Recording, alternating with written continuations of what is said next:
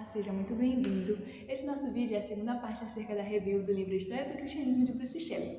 Se você bem lembra, no nosso primeiro vídeo, nós falamos acerca do momento da idade de Jesus Cristo, do nascimento da igreja com os primeiros apóstolos, até o final da Idade Média, da Idade das Trevas. Se você bem lembra, como vimos, logo após o tempo de Jesus e os apóstolos, nós vimos como o cristianismo nasceu em um Império Romano, quando ele enfrentou perseguições, depois ele passou a conviver com o poder político, quando o Império Romano se tornou católico ali com Constantino, e ao longo dos séculos medievais tornou-se uma das instituições da igreja mais influentes da sociedade europeia. Nós também vimos que com o passar do tempo começaram a surgir tensões profundas dentro da própria igreja, com o surgimento de algumas heresias.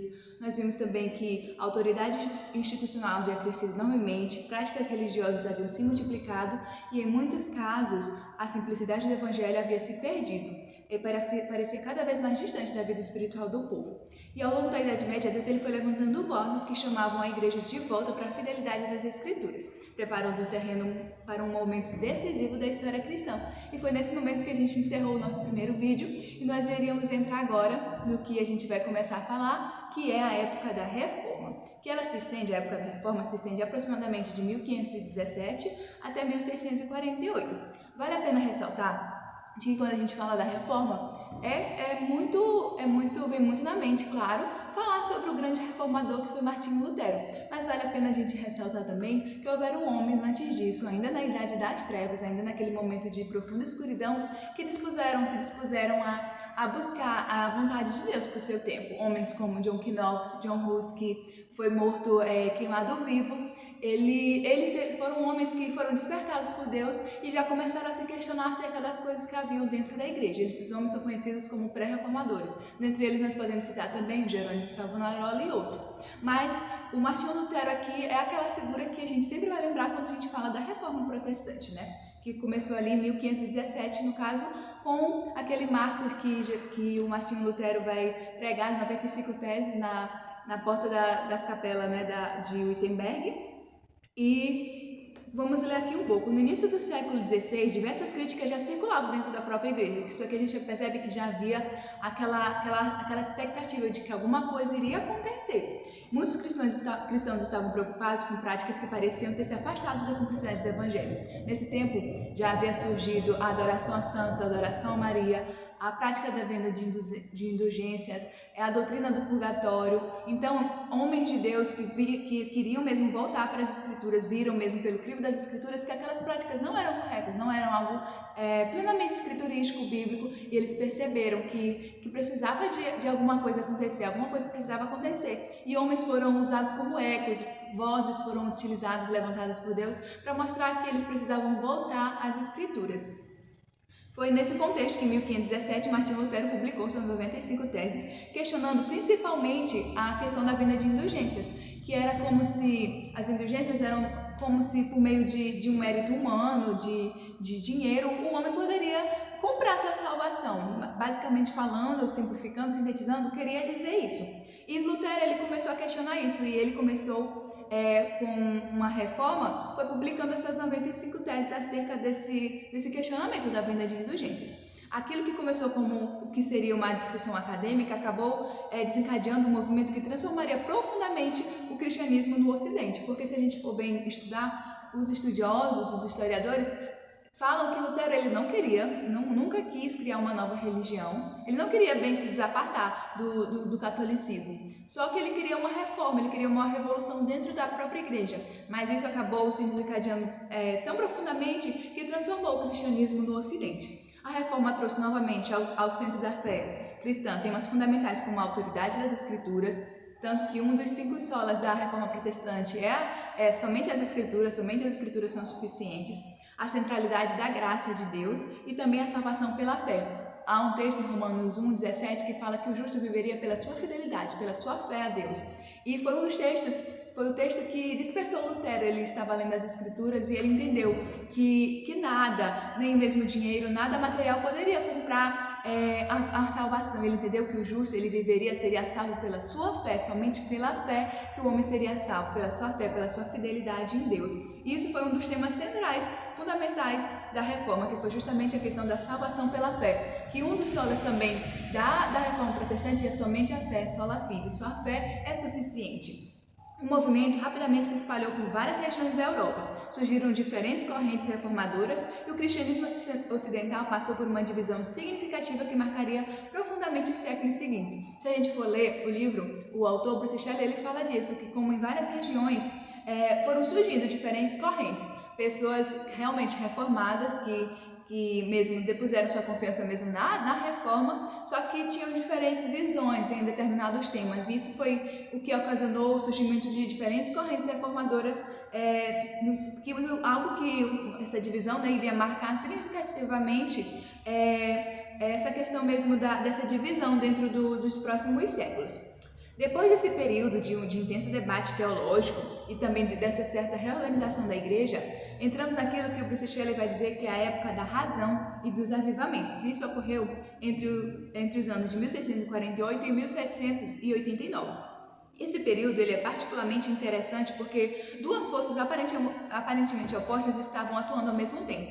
Porque a gente entende que a época da razão, a época ali das luzes, o tempo das luzes, o iluminismo, ele havia mesmo entrado, se espalhado pela Europa. E o que o iluminismo exaltava? Ele exaltava justamente a razão humana e o pensamento científico. Muitos eles acreditavam naquele tempo que a religião, inclusive é algo que o Bruce Shelley vai falar, que muitos naquele tempo pensavam que a religião ia se extinguir, que a religião ia perder totalmente espaço diante da filosofia, diante da época do pensamento científico. Mas, por outro lado, mesmo nesse tempo que a razão humana era totalmente exaltada, que o pensamento crítico, o pensamento científico, naquele tempo, os pensadores, surgiram muitos pensadores, homens muito conhecidos nos dias de hoje, a elite daquele tempo eram esses homens que eram meramente racionais, que pensavam na vida meramente com a sua racionalidade. E eles pensaram que a religião ia perder o espaço, porque até aquele momento, se a gente bem conhece a história da Igreja Católica Romana, a Idade das Trevas foi conhecida porque a Igreja Católica ela detinha todo o poder. É uma expressão, inclusive, que os historiadores, os estudiosos, eles usam muito, que a Igreja Católica Romana ela era detentora de todo conhecimento, ou seja, tudo que os homens podiam pensar naquele tempo devia passar pelo crivo da Igreja Católica. Então, se algum homem pensasse alguma coisa diferente daquilo que a Igreja Católica pensava, ele era considerado herege. Foi aí que surgiram também, além daquelas coisas horríveis que nós falamos anteriormente da venda de indulgências, da doutrina do purgatório, pessoas eram torturadas por serem consideradas hereges. O que no começo, na igreja somente católica, a igreja mesmo a nível mundial, universal, que era uma igreja que queria o Senhor, o que era considerado herege, que foi debatido em muitos concílios, eram aqueles homens que falavam coisas que não passavam pelo crivo das escrituras. Já agora na igreja católica romana, herege é todo aquele que se levanta contra o pensamento da igreja católica romana. Ou seja, se um homem, mesmo que fosse um homem de Deus, ele trouxesse algo à tona, que como o Lutero, ele foi perseguido. Mas nessa época começou a surgir, o iluminismo e homens começaram a pensar pela razão e falavam, não, a Igreja Católica não é detentora do conhecimento, existe muito mais, a razão humana vai muito além da religião. E foi nesse tempo que surgiu a Idade das Luzes, que faz contraposição, contraposta com a Idade das Trevas, que é esse período marcado, conhecido como que a Igreja Católica detinha todo o poder, todo o conhecimento. Mas a gente percebe que nessa mesma época que o Bruce Shelley vai falar da razão, foi uma época muito importante também, porque é nesse tempo que surge uma época que é muito conhecida como a época dos avivamentos, um grande despertar que houve no mundo. Parece assim meio uma antítese, antagônico inclusive. Como pode, naquele momento ali que o centro era a razão humana, como pode ter se levantado os homens que queriam mesmo conhecer mais de Deus, saber mais de Deus, não saber das coisas deste mundo, da razão humana, mas queriam conhecer as profundidades, queriam fogo, queriam ser despertados pelo fogo de Deus. E é nesse momento que surge um período que surgiu poderosos movimentos de renovação espiritual. Um dos primeiros sinais dessa renovação apareceu com um movimento chamado pietismo, o movimento pietista, não é petista não, que aconteceu na Alemanha. O pietismo ele enfatizava que o cristianismo não deveria ser apenas uma ortodoxia correta, ou seja, não era para ser apenas ali, vamos apenas seguir dogmas, ordenanças, não. O pietismo dizia que a fé era uma fé viva, que era uma fé experimentada e que era refletida na vida prática, ou seja, era preciso que houvesse vida, realmente, esse zelo, esse fervor por querer mais de Deus. Era preciso que eles experimentassem mesmo no seu coração uma transformação interior, não só meramente exterior, que fosse mesmo só de boca para fora, não, mas era uma transformação de dentro mesmo mesmo para fora. E de dentro para fora porque cai justamente nesse terceiro ponto de que o pietismo enfatizava muito, que era preciso ser refletido na vida prática. Eles prezavam muito pelo testemunho, pelo procedimento, pela conduta deles. Que forma de vida nós estamos vivendo, que tipo de testemunho nós estamos dando. Os pietistas, eles queriam muito mostrar para o mundo que eles estavam vivendo para Deus. Não meramente para dizer que, eu sou uma pessoa de Deus, mas para que as outras pessoas fossem atraídas, para que fizessem um evangelho, o cristianismo mesmo atrativo para que as pessoas conhecessem verdadeiramente a Deus. E eles prezavam pelo estudo das escrituras, eles queriam voltar para as escrituras, eles oravam muito e eles tiveram uma transformação moral muito grande, e isso para eles eram vistos como elementos fundamentais, principais, primordiais da vida cristã. E nesse período também vai surgir muitos outros movimentos espirituais que foram muito notáveis na história protestante. E um deles é o movimento dos morávios, dos moravianos. É incrivelmente linda a história dos moravianos. Esse grupo ele tinha raiz em uma tradição cristã ligada a um dos pré-reformadores, que é o John Hus, que é aquele que morreu queimado vivo. A história vai contar que ele, inclusive, enquanto ele estava sendo queimado vivo, por não negar a sua fé, ele vai profetizar. Ele vai dizer que o nome Hus era um ganso. Ele vai dizer que, olha, vocês podem estar queimando o ganso, mas daqui a 100 anos nascerá um cisne que ninguém poderá deter. E esse cisne que nasce é o próprio Martinho Lutero, que o John Hus já tinha uma visão do que iria acontecer no futuro, e que ele estava ali sendo queimado, mas que a obra de Deus não pararia, Deus levantaria um homem para reformar, para mesmo mudar a história da igreja, a história cristã, que seria o Martinho Lutero. E o movimento dos moravianos, eles tinham uma ligação muito profunda com John Hus.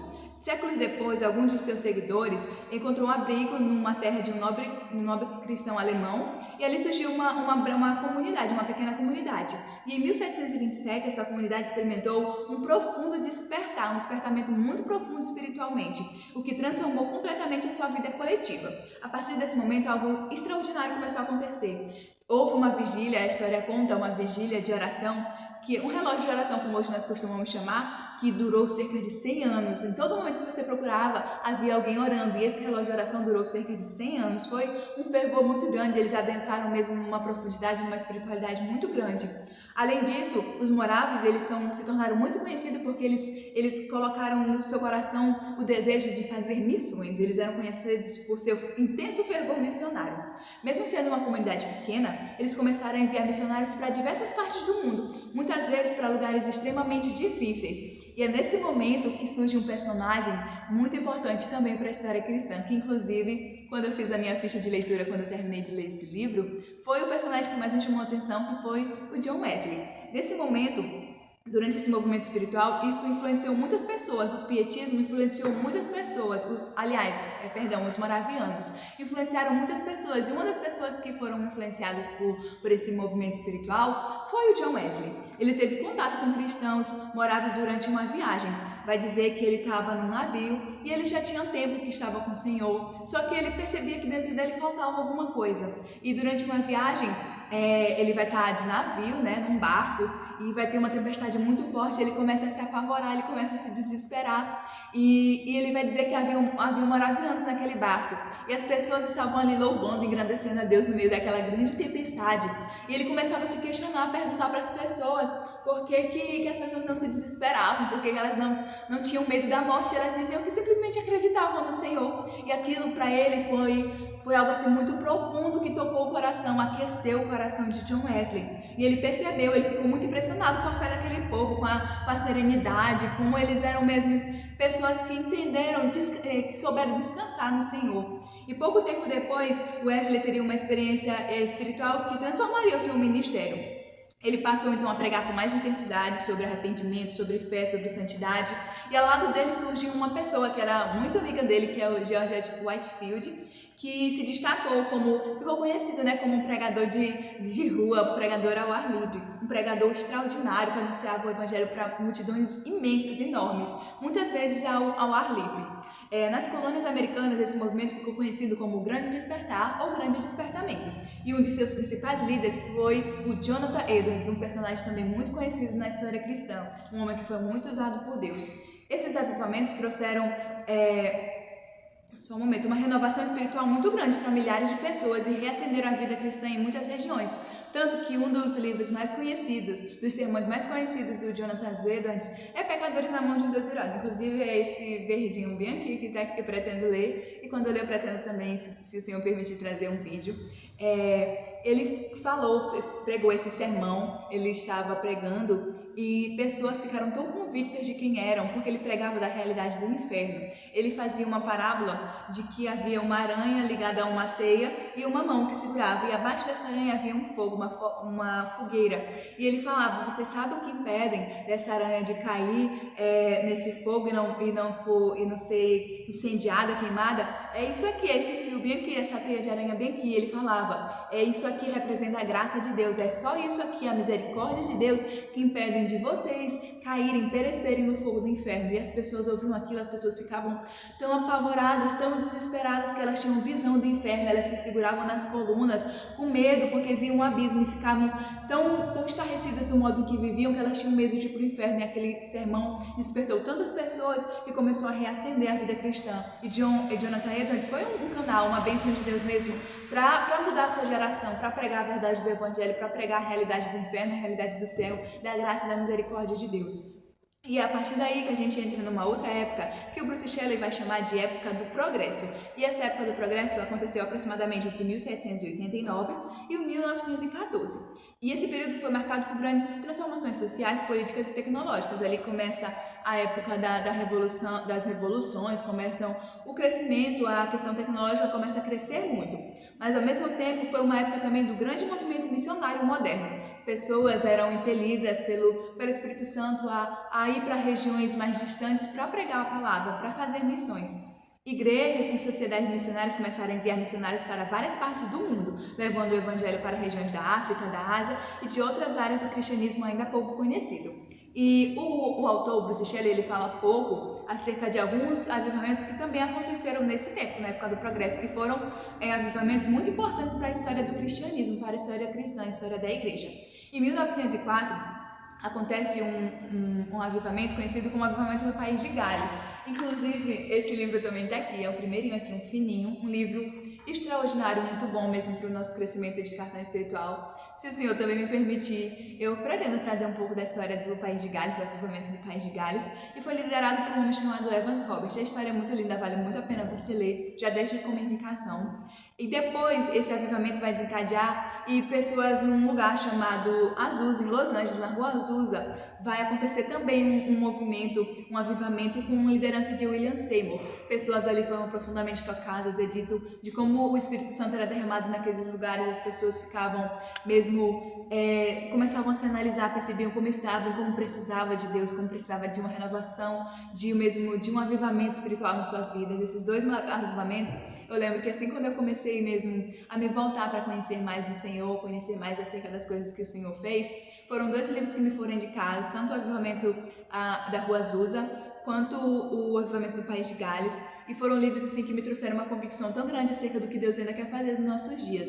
É uma lição, né, se tirar de que aquele Deus, o mesmo Deus que fez no passado, Ele quer assim fazer no presente, essas coisas não cessaram. Muito pelo contrário do que alguns pensam, que aquilo ficou restrito à era dos apóstolos, que dons, milagres, cura, falar em línguas ficou restrito ali ao passado. Muito pelo contrário, o Senhor Ele quer fazer ainda hoje. Mesmo Jesus que foi antes, ontem, Ele será eternamente. E a idade da igreja não passou. Atos dos Apóstolos não foi só ali um livro meramente histórico. A gente percebe que ali era a prática do Evangelho, a prática daquilo que Jesus deixou para os seus discípulos. E se nós somos discípulos de Jesus, nós temos sim o porquê de buscar das mesmas coisas que aqueles homens experimentaram. E a gente percebe que nesses avivamentos, esses homens buscaram e eles receberam porque buscaram, a porta foi aberta porque eles bateram, eles pediram e eles receberam aquilo de Deus. Então, é uma lição que fica pra gente, né? Por que a gente não vê mais essas coisas nos dias de hoje? É algo a se analisar. Se a gente não vê, a culpa não está em Deus, a falha nunca esteve em Deus, Deus nunca mudou. Quem mudou fomos nós. Então, se a gente quer receber dessas mesmas coisas que receberam os apóstolos ali em Atos, que receberam esses homens como John Wesley, Jonathan Edwards, como Evans Roberts, como William Seymour, é preciso que nós busquemos. Abrindo parênteses, né, trazendo de lições aquilo que Deus ele sempre quer mostrar pra gente, que Ele quer sim fazer no nosso meio. E algo que o Bruce Shelley não falou, mas eu me lembrei muito, porque nesse tempo aqui da época do Progresso, também surgiu uma coisa muito interessante para a história do cristianismo brasileiro, para a história do protestantismo brasileiro, de que em 1910, Daniel Berg e Gunnar Wingre, que eram missionários suecos, eles vieram para o Brasil, chegaram aqui em Belém do Pará, e eles foram muito usados para trazer o fogo pentecostal para cá para o Brasil. Eles foram muito impactados pelos avivamentos que haviam acontecendo no mundo, e eles, por esse desejo de fazer missões, como eu disse aqui na época do Progresso, as igrejas começaram a enviar missionários, e os missionários que vieram para cá para o Brasil foram Daniel Berg e Gunnar Wingre, trouxeram fogo pentecostal para o Brasil. Um livro interessantíssimo, muito bom, que fala sobre a história deles, é justamente o Diário do Pioneiro Gunnar Wingre, o diário que ele escrevia as suas trajetórias, os cultos, como ele era perseguido, foi muito perseguido, ele perdeu pessoas, mas ele tinha aquele amor, aquele zelo pelo fogo de Deus e trouxe esse fogo para o Brasil, e pessoas começaram a ser impactadas por aquilo. Então é muito interessante que você leia. Esse livro foi uma compilação do próprio filho dele, o próprio filho do Gunnar Wingre que fez, e se chama O Diário do Pioneiro Gunnar Wingre. Se você quiser, depois eu posso colocar, se eu me lembrar, os links desses livros também aqui na descrição dessa segunda parte, porque são livros que vão te edificar bastante, porque me edificaram muito também. Após esse tempo, da época do Progresso, vai desencadear no que nós chamamos de época das ideologias, que começou ali aproximadamente entre 1914 e 1989. Esse foi um período profundamente marcado por conflitos globais, guerras mundiais, surgimento de ideologias políticas poderosas que moldaram o século XX. Aqui o Bruce Shelley ele vai destacar homens que foram... Assim a gente percebe que ao longo de todo o livro, Bruce falou de homens que foram levantados por Deus. Aqui nesse tempo ele vai destacar homens que foram muito usados pelo diabo, usados pelo inimigo, porque homens que cometeram coisas desumanas, totalmente absurdas, como Stalin, Lenin, Adolf Hitler, homens que, meu Deus, é aquilo, né, que a gente aprende muito, que quando Deus ele encontra um homem, Deus sabe usar esse homem, mas quando o diabo encontra no coração do homem uma brecha, ele sabe mesmo usar, porque o diabo ele vem para isso, né, roubar, matar e destruir. E ele encontrou no coração desses homens uma coisa assim, uma maldade tão profunda, assim, que eles fizeram atrocidades que até hoje a gente entende que causou muito mal. A gente vê ali o nazismo, que matou cerca de 6 milhões, só contabilizado, só o que foi contado, 6 milhões de judeus. E o Bruce Shelley falava interessante porque eu pelo menos não tinha essa ideia de que cristãos também foram muito perseguidos nessa época. A gente fala dos judeus que realmente, campos de concentração, Auschwitz, são várias coisas que a história vai contar, né? Você pode procurar, que aconteceram tantas coisas horrendas. Eu lembro que um tempo eu assisti um vídeo na faculdade, o professor colocou, estava no primeiro período, minha faculdade não tem nem muito a ver com isso, mas era uma disciplina de tecnologia e sociedade, o professor fez ciências sociais e decidiu mostrar pra gente como eram as torturas, né? E eu fiquei assim, meu Deus, eu não consegui terminar. Eu lembro que eu fechava os olhos porque precisava ter muito estômago para ver aquelas coisas. Eram coisas horrendas, assim como foi na Idade Média também, que a Igreja Católica usava de meios para torturar as pessoas. Eu também já cheguei a ver um pouco. Não tive estômago. Se você tiver estômago para ver, você vai perceber que eram coisas totalmente absurdas. E nesse tempo da época das ideologias foi marcado por isso. Surgiu o stalinismo, o nazismo, coisas mesmo muito tristes. Vai começar a desencadear coisas como marxismo, socialismo, comunismo, enfim, coisas que eu penso que, como cristãos, nós deveríamos abominar terrivelmente. Aqui não falo de questões mesmo de espectro político, não, mas é coisas porque são doutrinas, umas ideologias, doutrinas mesmo, tudo muito sistematizado, que vão totalmente contra os princípios cristãos, os princípios bíblicos. Então, se você é um cristão que se diz comunista, que se diz se adepto de algum desses tipos de ideologia, você deve repensar, porque a Bíblia condena qualquer tipo de coisas que vão contra os seus próprios princípios. Mas isso aqui é um parêntese, algo mesmo pessoal, e que é algo a se refletir, né? E mesmo assim, mesmo diante desses contextos extremamente complexos, a igreja precisou aprender a viver, precisava seguir e testemunhar, né? E mesmo assim o cristianismo continuou se expandindo, se adaptando às novas realidades culturais. E nisso vai desencadear o que nós chegamos por fim, que é a última época que o Bruce Shelley fala, que é a época da expansão e do remanejamento global, que começa ali por volta do ano de 1900 e continua até o tempo presente. Durante muitos séculos, o centro do cristianismo esteve principalmente ali na Europa, mas ao longo do século XX e no início do século XXI, ocorreu uma mudança profunda. O crescimento mais acelerado do cristianismo passou a acontecer nas regiões como na África, na Ásia e também na América Latina. Hoje o cristianismo é uma fé verdadeiramente global, vivida em inúmeros contextos culturais diferentes. Então, o que o autor ali estava dizendo é que até aquele momento ali, o cristianismo ele estava, apesar de haver missões no mundo todo, ainda tinha muito aquela centralização do cristianismo, mas depois, com o passar do século, vai haver essa expansão, que é o que ele chama de época da expansão e remanejamento global. O cristianismo passa a ser global, tanto que se a gente for ver, nações e mais nações se dizem cristãs, aliás, pessoas no mundo todo. A gente vê que o cristianismo é uma religião muito grande, muitas pessoas são adeptas ao cristianismo, e aqui a gente fala de cristianismo, mesmo o cristianismo em si, não a questão da divisão católica e protestante, mas o cristianismo em si.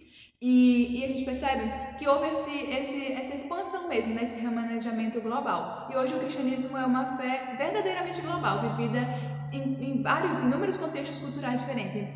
Tantas culturas que nós temos por aí, as culturas muito diferentes, se a gente for fazer uma análise, né? A diferença da cultura, por exemplo, da América do Norte com a América do Sul, com o continente africano, são culturas muito diferentes, mas o cristianismo ele entrou nesse contexto cultural, né?